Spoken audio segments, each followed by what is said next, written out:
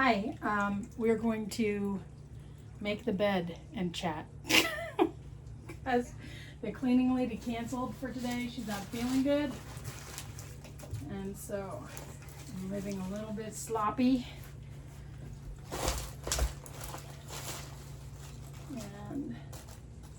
But I had something I wanted to share with you guys. So I just got back from picking up my prescriptions, and my CVS has got some dashboard that, anything to minimize human contact, right? You have to keep poking through these menus. What's your birthday? Is this really you? Is this your phone number? How do we know it's you? Okay. And you just keep saying yes. I could have picked up, the meds for Robert McGee. All I had to do was self-report. Yes, that's me. I'm Robert McGee. It's ridiculous. But anyway, next to me was a guy who, I'm pretty sure Spanish is his first language. He, was the sweetest looking guy. Probably, I know he was in his 70s. Because at one point he had to say his birthday. He couldn't figure out, you pick like the month and then it goes, continue. And then you got to pick the day. So he's trying to pick the month and the day and the year. He's very confused. And I'm helping him poke the buttons, right? So I'm at my dashboard and he's at his dashboard and we're poking buttons. And there's two pharmacists behind the window. And one of them is, I think, just a pharmacy worker. And one of them is the pharmacist. It was the Russian lady. She's a little mean. In that way, the Russians are a little mean. So you can't take it personally, right? They're just like, they don't have time for bullshit.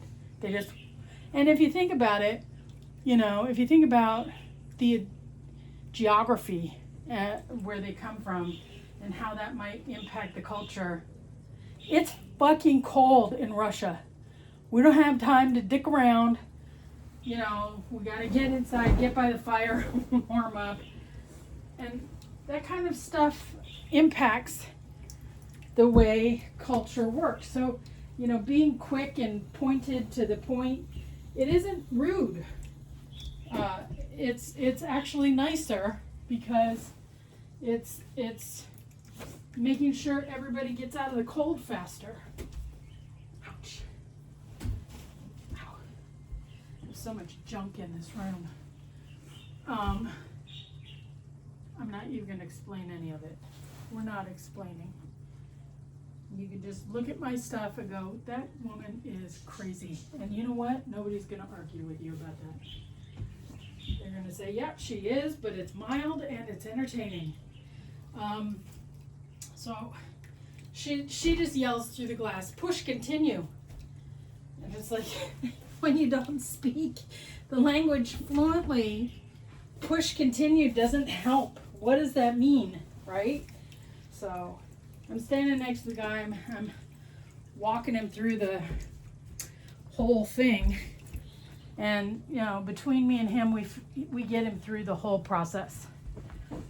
But I showed up after him, and I got my stuff before him.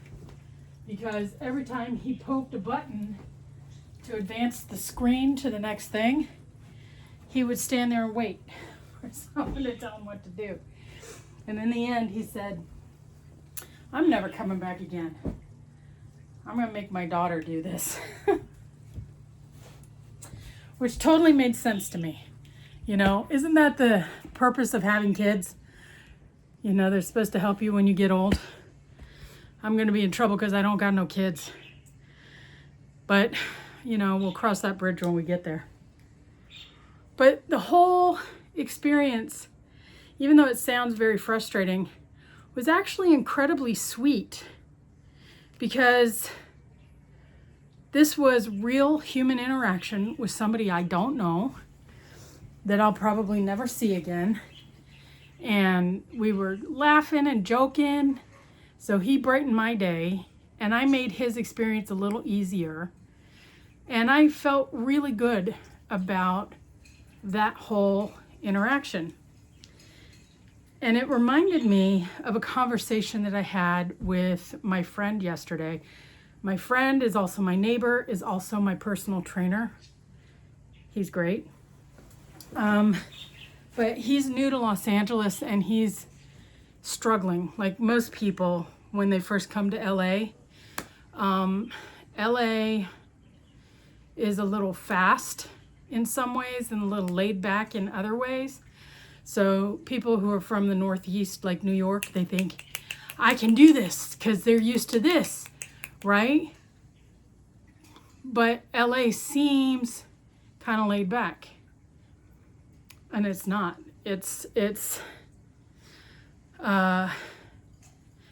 People in LA conserve their energy and their effort.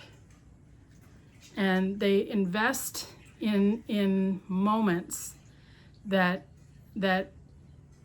could be more meaningful because there's such an abundance of people and opportunity. If you said yes to everything, you would burn yourself out. You would never make it in anything. You'd just be exhausted. So you pick and choose what you want to invest in energetically. And that's where some of the distance comes. People think that Californians are a little detached, I think. And that's not it. You've got to be here for a while to prove that you mean it. Nobody's going to water your garden for you, but if you manage to grow a few flowers and you look like you really mean it, then they will be willing to help. So this first year and a half when you move to LA is really kind of critical. Don't you like how nicely I made the bed? Hospital corners. And anyway, so we were talking yesterday, and what I told him, just sort of in the moment, everything I've been thinking about in life sort of just congealed and came out in the best way. And it was that most people in life have no idea what their noble purpose is, their noble mission. They have no idea. And the people who have a clear, noble mission, the doors open for them very easily, right? And that's because they're in alignment with what they were born to do. And when life is hard, I think the thing to do is take a minute and ask yourself, where am I not in alignment with my noble mission? Because he's only been here 6 months, and he's having a bit of a hard time finding his footing. And he goes out for these interviews and he's not getting the jobs because of X, Y, and Z. And he's a personal trainer. That's what he's working on. And my advice to him was that he does know what his noble mission is. His noble mission is centered on helping people get better and feel better and stay healthy through his personal training. He loves exercise. If I could get 1% of his love for exercise into my attitude toward exercise, I would be Superwoman. He gets so excited.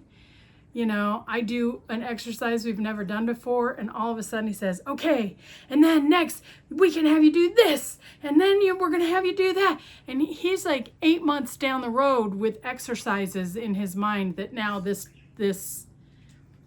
and, the other day I got mad at him and I said, okay, because it was you're going to do lunges, walking lunges on the beach.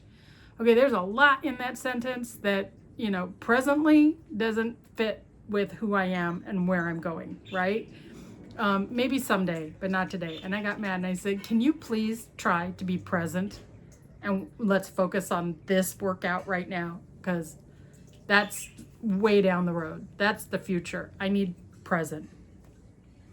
And, you know, I told him he's ahead of the game yesterday. I told him he's ahead of the game in a lot of the ways that most people aren't. And that's, he knows what lights him up. He knows what he loves more than anything.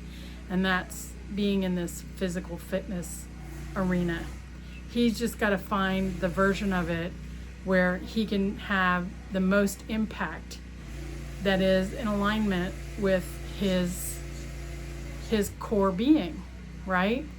And he's so close. He's so close to getting it.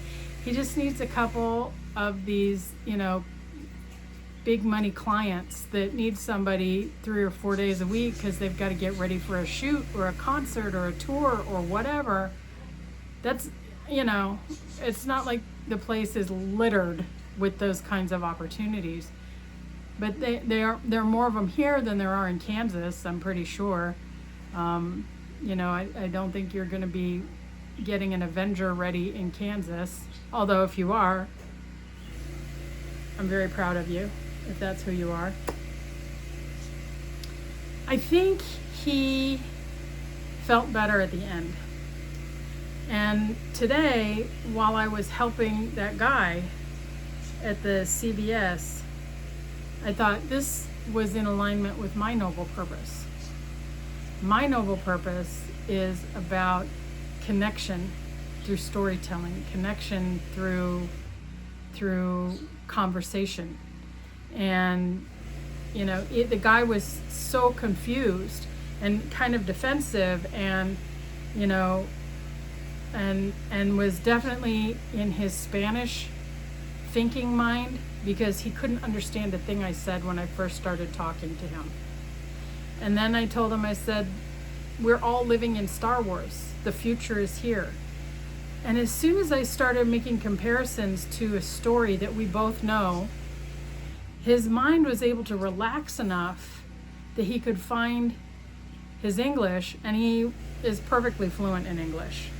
But I think anybody who's ever had to struggle with a second language, there's that moment where your brain says, we're not doing this and we're not telling you anything and you're just going to have to figure it out without our help. I tried to speak French. I don't have a lot of it. And then what happens is, because I'm in a largely English, Spanish environment, I invariably start throwing in Spanish words instead of French words. And thank God they're Romance languages, and most of the people who speak French understand what just happened and work with me when that does happen. But these are real human connections that we make, right? And we don't have to speak the same language. We don't have to be fluent in the same language. We don't have to love working out. We don't have to be exactly like everybody. First of all, that would be boring as hell. But secondly, connection is so much more basic than all these structures we put up around it. You know, you don't have to go to the same church or temple or synagogue or mosque or whatever to recognize that the person sitting next to you is a person. That's it. A whole human being is sitting next to you. And there are things that you both have experienced, even if it's probably just that you both have seen Star Wars before. And when you make that connection, you make friends, and people can relax. The tension in the situation went away, and he was picking up a butt ton of medications. I was picking up one. He's picking up a list, right? But I know that he got a little bit healthier just in that because he was able to laugh through a struggle. He was able to connect with strangers. He was able to solve the problem. And the pharmacist said, thank you for helping. And I said, that's what we have to do. We have to look out for each other. It's the only way we're going to get through this life is if we look out for each other. So I encourage you to try to discover what your noble purpose is. Try a few things on until you feel the thing where everything makes sense. Everything, maybe your noble purpose is to teach. That doesn't necessarily have to be that you are a kindergarten teacher now. You could be somebody who knows a lot about woodworking, and so you make a YouTube channel about woodworking. Maybe you know a lot about the nature of cats and how to be a better cat parent. Boom. You know, I see some of these cat rescue girls. I've learned so much from them. My cats are not rescues. They're living a very fine life. But I look at what they do for their animals and I think, okay, what can I pick up that I can add to their experience and make their lives a little better? So they're teaching me how to be a better cat parent. So that's my challenge to you. My challenge to you is feel what makes your heart happy. Maybe your heart happiness comes from singing songs. Maybe it comes from organizing the pantry. Maybe it comes from being something opposite of a Karen. maybe there's something there. I would love to know what some of the ideas you might have about that are. I'd love to know. I'd love to learn about that. So if you feel like sharing that I think that would be amazing. And if I can support you in your noble mission, whatever that is, I'll follow your channel. I'll watch your videos. Just let me know, you know. I mean, I'm not a in the comments kind of person, but this is, to me, I really am interested in connecting and making friends. And that's why I do this. This is all about finding the things that bring us commonality, right? And yeah, I want to know what you're doing. And you know, and if you already know, you're crystal clear on that, then if you need a challenge, if you want to be challenged, my challenge is for you for the next week, just to look at everybody you interact with on a regular basis, not Mr. I'm confused at the pharmacy, because I don't know enough about him, but I do know enough about my neighbor to know that his noble mission is to help people through physical fitness, to share his love for physical fitness. I'll see if I can get his website and put it in the description, because that's some good energy. If you go to his website and you learn about him and you start using his videos, which he's starting to post, then he gets to help you through his website, and I get to help everybody by making a connection, and we get to amplify the best part of ourselves by leaning into what our skills are, what our gifts are. And you never know. You have something amazing to give this world. You just may not know what it is yet. And when you do know, you're very lucky. And when you know what other people's amazing gifts are, you can help celebrate that by helping them align with people that help amplify their mission, to help them complete their mission. You know, so back to Star Wars, we are all the Rebel Alliance. You know, Han has one set of gifts, Luke has one set of gifts, the princess has one set of gifts. My niece called that movie The Princess and the Robot. That was when she was 3, that was the name of that movie. Her gift might be feminism. I don't know. But, you know, I just wanted to take a minute. I know it was a little goofy watching me do housework, but I just felt really good about the interaction, and I would love you to feel good about your interactions. So go out there, have a really good day. Let's do this again.